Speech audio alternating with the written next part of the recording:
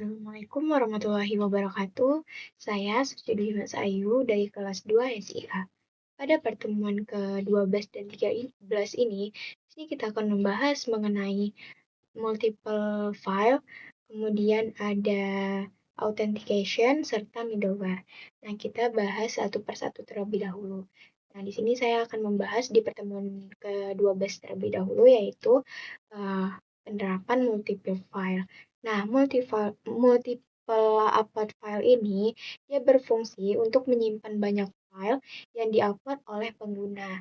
Nah, jadi kalau misalnya si pengguna ini mengupload banyak file itu bisa menggunakan multiple file. Ini langsung saja kita ke penerapannya. Di sini saya menerapkan multiple file itu di bagian permohonan create. Kita lihat dulu. Nah, di sini saya menggunakan multiple file, di mana dia itu bisa mengupload seperti PDF, JPEG, atau JPG, ataupun sebagainya.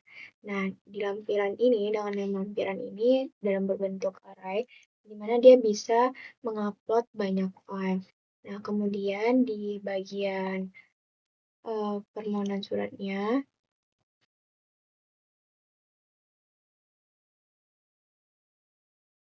nah, di sini saya menggunakan upload media dalam bentuk multiple file, yang dimana ketika kita mengupload file tersebut, maka dia langsung langsung menyimpan ke database si tabel medianya itu. Nah, seperti ini. Di sini saya menyimpan metadata filenya itu ke tabel media. Jadi, seperti itu ya. Nah, mungkin itu saja untuk penerapan multiple file. Di sini kita bisa melihat di database-nya.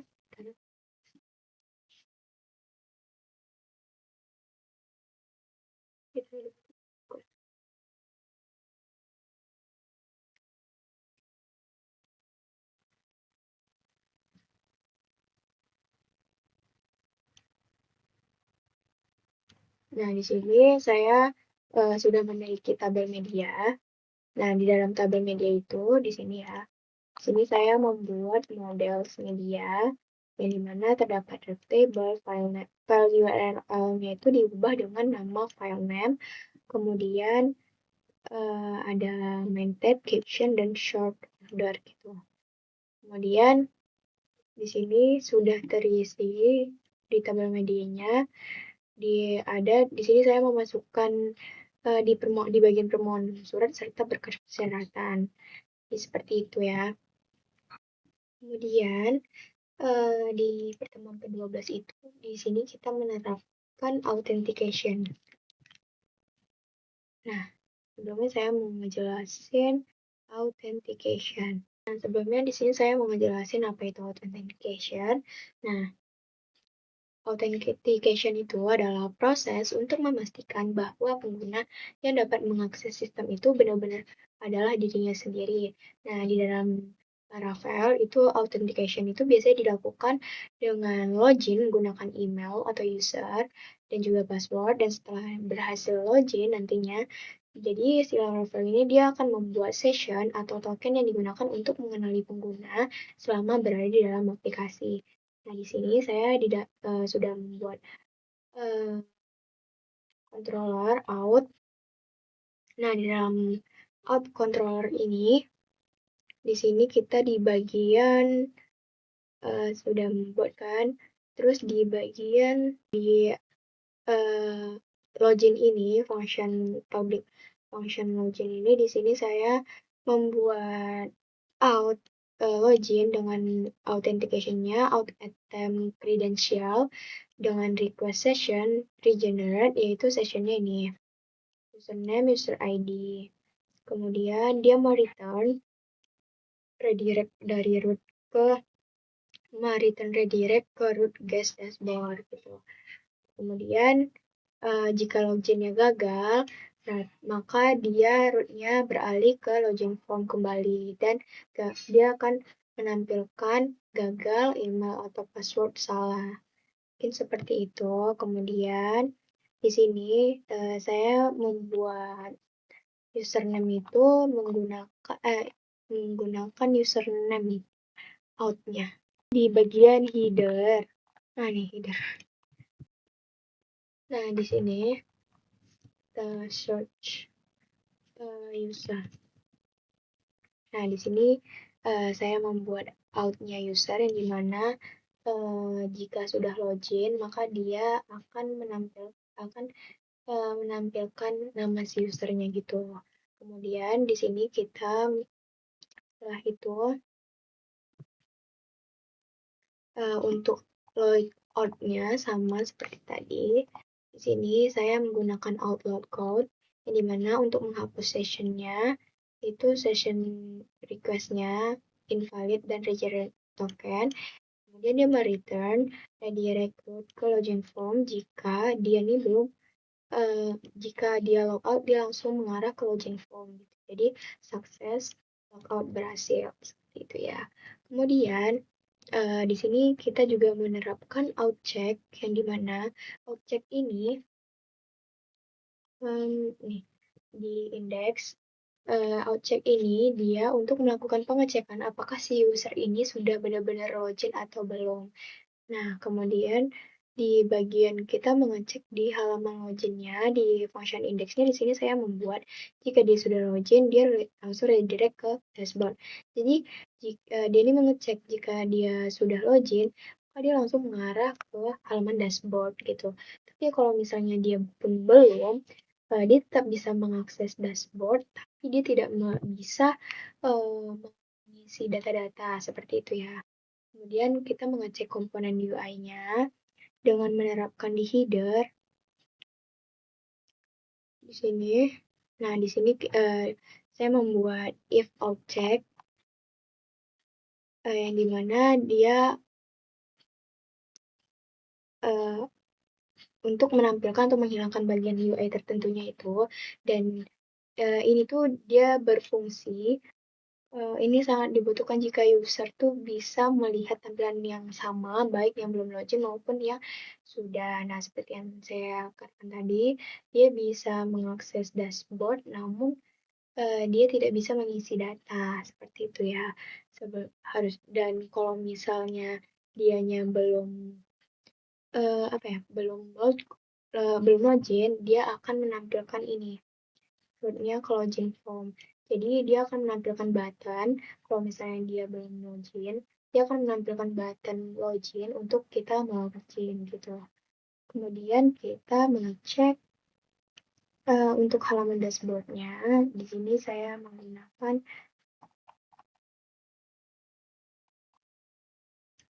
dengan outcheck return guest dashboard. Kemudian selanjutnya kita ke middleware. Nah, sebelumnya saya mau menjelaskan middleware itu apa. Nah, middleware ini adalah lapisan pengaman antara penjaga yang memeriksa request sebelum masuk ke dalam aplikasi. Nah, middleware ini dapat memastikan apakah pengguna sudah login, kemudian memiliki hak akses tertentu, atau memenuhi aturan tertentu sebelum boleh mengakses halaman. Contohnya, middleware out gitu kan, dia hanya mengizinkan pengguna yang sudah terautentikasi untuk membuka halaman tertentu. Sedangkan pengguna lain akan diarahkan ke halaman login gitu. Nah, di sini saya menerapkan middleware-nya. Di sini saya membuat di app HTTP middleware. Di sini saya membuat check ls login seperti ini tampilannya middleware. Kemudian untuk apa lagi ya? Bootstrap-nya di sini saya di dalam app-nya di sini saya di sini tampilan checklist ls login-nya untuk middleware-nya.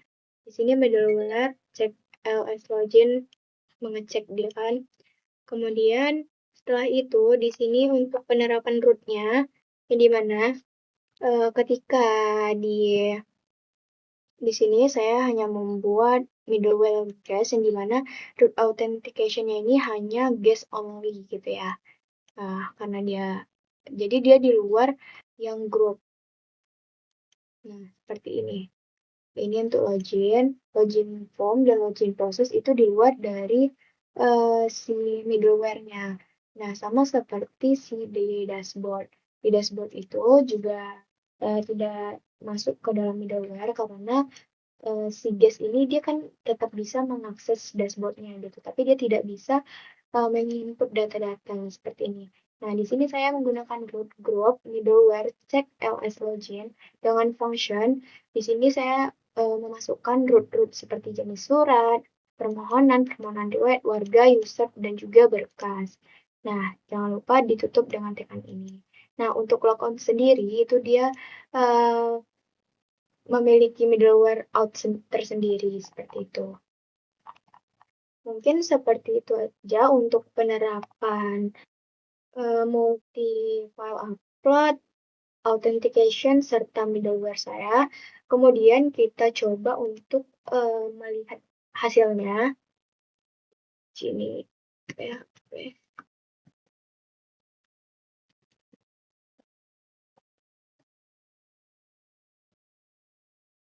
Coba ya. Di sini untuk tampilannya, di sini kan ada button login, di mana kan dia belum login gitu ketika. Nah, di sini juga belum ada header apapun karena si penggunanya ini belum login. Jadi kalau misalnya dia buka dashboard, langsung gini kan. Nah, dia ini tetap bisa mengakses, tapi dia tidak bisa mengisi data-data seperti ini. Ajukan permohonan surat umum. Maka dia menampilkan login untuk mengajukan seperti itu. Coba kita login dulu. Sini.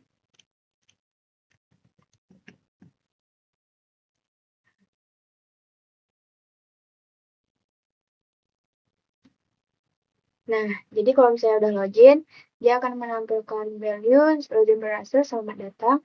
Dan di sini ada nih username kita. Suci Dwi Mas Ayu gitu. Nah, di sini di bagian jenis surat kita bisa mengisi data karena kita sudah login. Coba.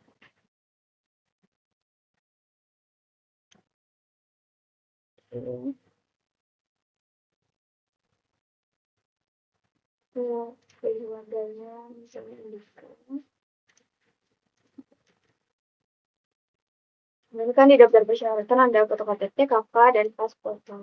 Di sini kita bisa ngupload beberapa file. Di sini.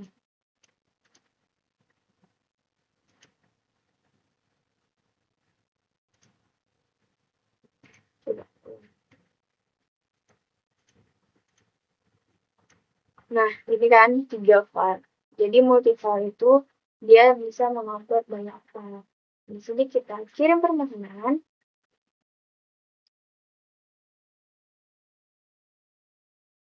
Itu kita lihat di detailnya. Nah, ini kan ada nih. Nah, di sini sudah ada nih file-file lampiran filenya. Apa saja. Seperti itu. Kemudian kita lihat di berkas persyaratan. Nah, di bagian berkas persyaratan itu, di sini ada nih foto KTP, foto paspor berkali 6 gitu. Jadi, yang ini nih, dia masuk langsung ke tabel media. Coba kita lihat di tabel media ini. Nah, nih. Ini tadi yang baru kita masukin 3 ini. Ini untuk berkas persyaratan yang sudah dimasukkan foto KTP. Yang foto ini. Nah, selanjutnya di sini kita bisa logout nih. Kalau misalnya kita klik logout, maka dia langsung ke halaman login, logout berhasil. Nah, mungkin sekian penjelasan saya pada pertemuan ke-12 dan 13 ini. Jika saya ada salah, mohon maaf. Assalamualaikum warahmatullahi wabarakatuh.